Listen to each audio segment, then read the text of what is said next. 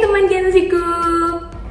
Sebagai generasi yang tumbuh di era digital, Gen Z punya cara yang unik untuk berkomunikasi dibandingkan generasi sebelumnya. Yuk kita kepoin bareng bagaimana Gen Z yang lahir antara tahun 1997 hingga 2012 dan yang berjiwa Gen Z berinteraksi dengan dunia melalui platform digital dan bagaimana mereka menggunakan teknologi untuk berkomunikasi. Masih ingat istilah tak kenal maka tak sayang kan?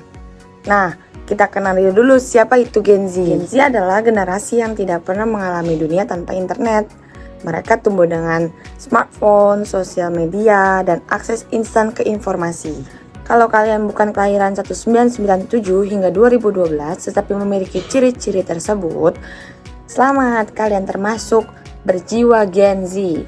Yang berjiwa Gen Z lebih suka menggunakan sosial media dan aplikasi digital kekinian untuk berinteraksi dengan orang lain terdekat maupun yang baru kenal. Siapa yang kalau kenalan sekarang udah nggak pernah minta nomor handphone, tapi langsung scan barcode Instagram? Nah, valid, kalian adalah Gen Z. Selain Instagram, ada beberapa platform komunikasi yang menurut Gen Z itu sangat kekinian. Yang pertama ada TikTok. TikTok telah menjadi platform yang sangat populer, terutama untuk berbagi video pendek. Gen Z menggunakan TikTok untuk berbagai hal, mulai dari hiburan, edukasi, hingga kampanye sosial. TikTok memungkinkan mereka untuk mengekspresikan diri secara lebih kreatif dengan adanya musik, tarian, dan tren viral yang kadang ada di luar nalar. Yang kedua, ada Snapchat. Snapchat lebih fokus pada berbagi foto atau video singkat yang akan hilang dalam 24 jam. Z menggunakan platform ini untuk berbagi momen yang cepat dan intim tanpa ada jejak yang permanen.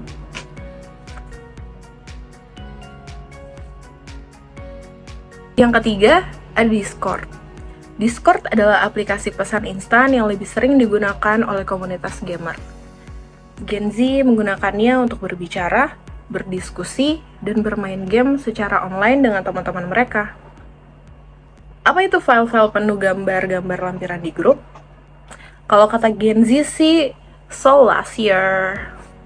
Dan yang terakhir adalah aplikasi X, atau yang lebih dikenal sebagai aplikasi Twitter.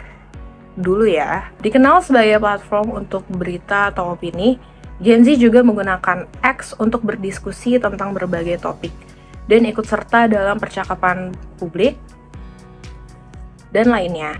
Kalau sudah aktif di X, sudah pasti sudah paling up to date deh. Tweet. Gen Z sangat suka kemudahan dan keuntungan. Dari komunikasi online, Gen Z dapat memperoleh keuntungan yang sangat banyak. Yang pertama, kecepatan dan kemudahan akses. Gen Z sangat terbiasa dengan komunikasi yang instan dan cepat. Dengan smartphone, mereka bisa menghubungi siapapun di seluruh dunia dalam hitungan detik. Hai Milena. Hai Alma.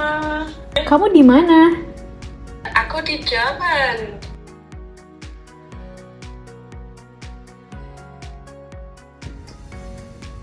Yang kedua, komunikasi online sangat memungkinkan Gen Z untuk berinteraksi dimanapun dan kapanpun tanpa batas waktu dan tempat.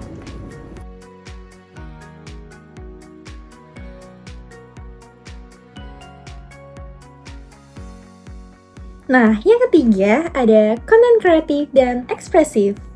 Gen Z senang loh mengekspresikan dirinya melalui video, foto, meme, dan GIF. Kenapa sih? Nah, karena komunikasi online dapat memberikan mereka kebebasan untuk berbagi ide dan kreativitas mereka tanpa batas. Nah, contohnya seperti ini nih, mengirimkan GIF. Yang keempat, membangun komunitas. Kok bisa sih? Gimana sih caranya? Dengan platform seperti Discord atau TikTok, Gen Z dapat bergabung dengan komunitas yang mereka minati, baik dalam game, musik, atau isu sosial tertentu. Nah, ini contohnya kalau kita mengikuti komunitas dalam game di Discord. Tada! Namun, di balik keuntungan dan juga kemudahan penggunaan komunikasi online, tetap saja ada beberapa tantangan yang harus dihadapi oleh Gen Z. Yaitu yang pertama adalah ketergantungan pada teknologi. Komunikasi online yang terus-menerus dapat menyebabkan ketergantungan, yang dimana ketergantungan ini dapat mengganggu keseimbangan kehidupan digital dan juga kehidupan realita. Lalu yang kedua, isu privasi dan juga keamanan. Seringkali Gen Z menyebarkan informasi dan juga memberikan informasi secara gamblang ke media sosial tanpa memperhatikan keamanan mereka, yang dimana hal ini bisa menyebabkan masalah apabila tidak diperhatikan dan dilindungi dengan baik. Karena keamanan data dan juga keamanan privasi merupakan isu yang perlu diperhatikan. Yang ketiga, stereotip dan toxicity di media sosial. Beberapa platform seringkali menjadi tempat bully, kritik berlebihan, dan kebencian. Gen Z harus tuh belajar cara menjaga kesehatan mental mereka ketika berinteraksi di dunia maya. Oke, yang keempat, kesulitan dalam komunikasi nonverbal. Karena komunikasi online ini sebagian besar berbasis teks dan gambar, Gen Z kadang-kadang kesulitan menyampaikan emosi dan ekspresi secara jelas. Hal ini dapat menyebabkan kesalahpahaman dalam percakapan. Tips untuk komunikasi online yang lebih efektif supaya teman Gen Z dan yang berjiwa Gen Z tetap positif dan efektif. Ini beberapa tipsnya. Jaga etika dan sopan santun. Meskipun kita sedang berkomunikasi online, penting untuk tetap sopan dan menghormati orang lain. Hindari berbicara kasar dan menyebarkan kebencian. Selanjutnya adalah pahami platform yang digunakan. Di setiap platform memiliki cara dan budaya komunikasi yang berbeda-beda. Penting untuk memahami bagaimana cara untuk berkomunikasi yang tepat di setiap platform. Yang terakhir, jaga keseimbangan dunia digital dan dunia nyata. Cobalah untuk tidak terlalu terikat dengan ponsel dan media sosial. Luangkan waktu untuk berinteraksi secara langsung dengan orang-orang di sekitar kita. Komunikasi online telah buka kesempatan baru nih buat Gen Z untuk berekspresi dan berinteraksi dengan orang lain kapanpun dan dimanapun. Tapi alangkah baiknya kita harus tetap lebih bijak ya dalam menggunakan alat teknologi, menjaga privasi, dan meminimalisir dampak negatif yang mungkin akan timbul nantinya. Selain itu, Gen Z juga harus bisa bertanggung jawab ya dengan kebebasan dan kemudahan dalam berkomunikasi.